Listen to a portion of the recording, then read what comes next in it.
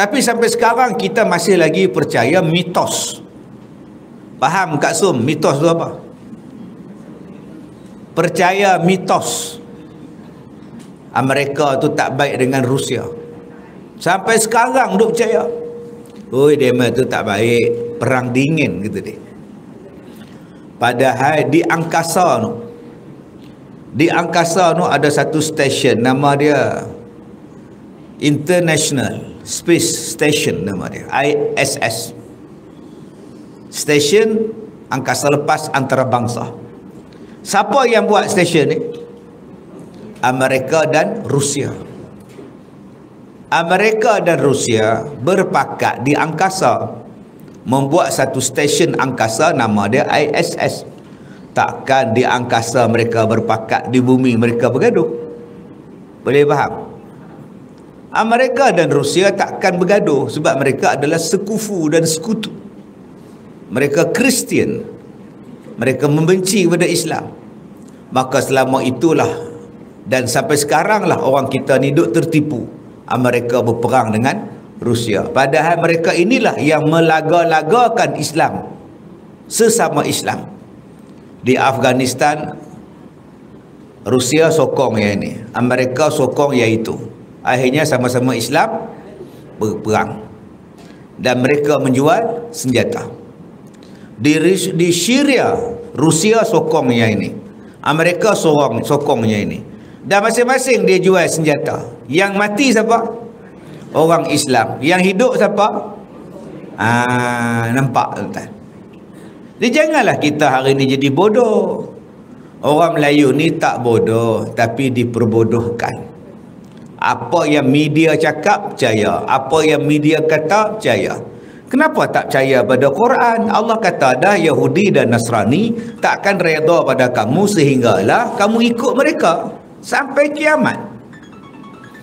Yahudi dan Nasrani ni takkan redha pada kita sampai bila-bila. Jadi faham yang tu sudahlah. Jangan kita nak mengatakan bahawa musuh-musuh Islam ni akan menjadi kawan kita. Takkan selama-lamanya mereka itu kawan kita.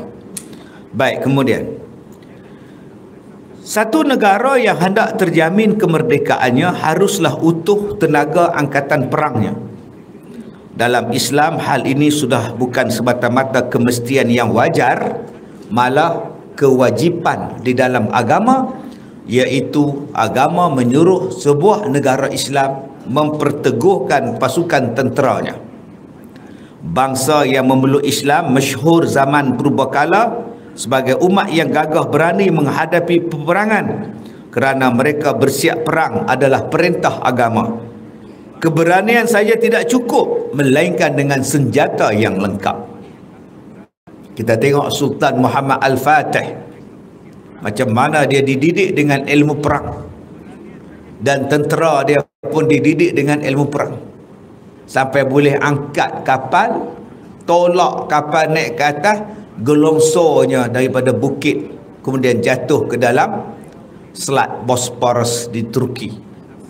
Tentera-tentera Rom tak sangka kapal boleh turun daripada bukit, bayangkan. Sebab mereka dah pasang rantai dekat dengan selat. Jadi pasukan tentera tak boleh masuk dengan kapal sebab rantai di dalam selat. Jadi Sultan Muhammad Al-Fatih kata apa? Apa susah? Jom kita tolak kapal. Heret kapal naik atas bukit, turun. Pagi besoknya tentera Rom tengok tentera Islam dah ada depan mereka.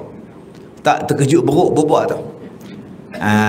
Okey, akhirnya kerajaan Konstantinopel jatuh pada Sultan Muhammad Al-Fatih dan tenteranya.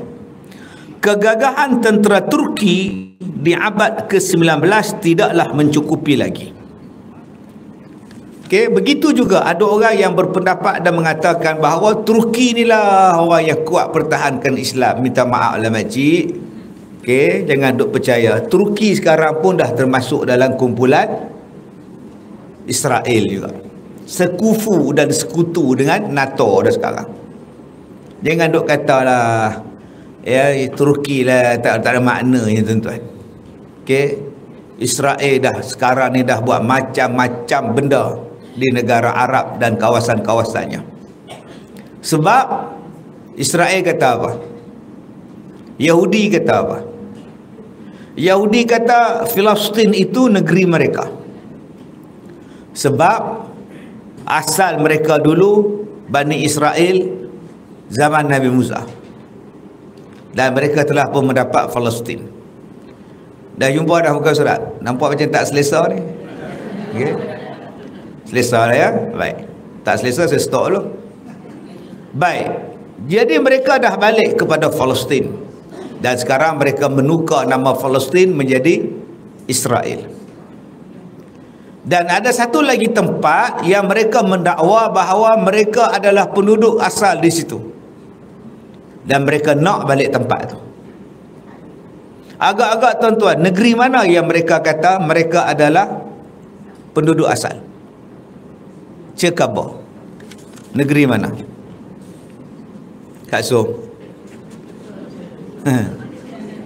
Negeri Madinah. Madinah tu mereka kata mereka penduduk asal sebelum Nabi hijrah. Kemudian mereka langgar perjanjian dengan Nabi, Nabi usir mereka. Nama dia Bani Quraizah, Bani Qainuqa, Bani An-Nadir.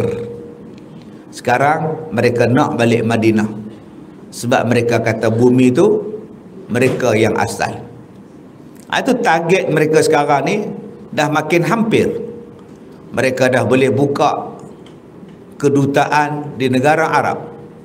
Mereka dah boleh buat hubungan diplomatik dengan negara Arab. Dan Saudi pun dah buat ada hubungan. Target mereka ialah nak menguasai Mesir, Syria, Jordan, Iraq. Dan sampailah ke muncaknya ialah ke Madinah. Ini target orang-orang Yahudi. Tuan-tuan boleh tengok sekarang pelbagai usaha yang dibuat untuk meliberalkan orang-orang di Arab. Kalau kita tak beringat benda ni tuan-tuan, tak tahulah apa akan jadi pada kita ni. Kemudian dia kata kegagahan tentera Turki di abad ke-19 tidaklah mencukupi lagi, kerana telah ketinggalan oleh ilmu perang bangsa-bangsa Eropah sesudah kemajuan tentera Rusia dan tentera Napoleon yang telah kita ceritakan. Dan sebelum itu seketika negeri Islam dihancurkan oleh kekuatan bangsa Mongol dan Tartar, kerana di zaman itu semangat perang telah kendur kerana penyakit kemewahan sehingga mereka hancur. Maka gugur satu persatu negeri jajahan Khalifah Osmaniyah sebab kekuatan tentera dah tak setanding dengan musuh.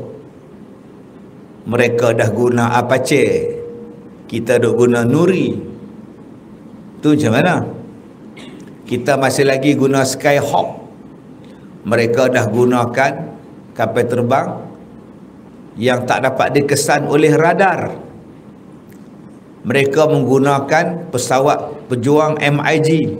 Kita duk pakai Hornet lagi. Mereka dah gunakan pesawat kapal selam nuklear, kuasa nuklear. Kita duk pakai kapal selam guna diesel lagi. Enjin diesel. Euro 5. Sudah. Ni kita balik ni. Macam keedahnya orang dah guna kereta api laju, kita duk guna kereta api arang batu. Nak laju kena buh banyak sikit arang batu, kadang-kadang asap satu dunia keluar. Bila nak perangnya? Orang dah guna machine gun sepenuhnya, kita duk guna M16 lagi. Maka ketinggalan dalam perang ni, dalam angkatan perang, maka itu adalah satu benda yang merugikan pada umat Islam. Umat Islam dimewahkan dengan sukan. Buat stadium berbilion-bilion, tapi tak menguatkan angkatan tentera. Orang nak tengok apa bola ni nak pakai 4 tahun sekali. Baik kuatkan angkatan tentera. Islam suruh kuatkan angkatan tentera, bukan suruh kuatkan stadium. Islam suruh kuatkan umat, bukan kuatkan skuad bola sepak. Yang untung cuma 40 orang. Yang rakyat duk miskin. Ambil berdana bola sepak tu, bagi kat rakyat. Ramai yang hidup melarat, yang hidup susah. Tapi kita nak nama punya pasal, megah dengan nama, maka hari ini kita abaikan kewajipan yang disuruh dalam agama. Rasulullah mempunyai taktik perang yang buat zaman beliau adalah termasuk istimewa. Hanya dengan memakai tenaga seorang mata-mata, beliau dapat memecah belahkan persekutuan musuh yang hendak menyerang Madinah dalam peperangan Parit. Seorang mata-mata saja. Kamu pergi tengok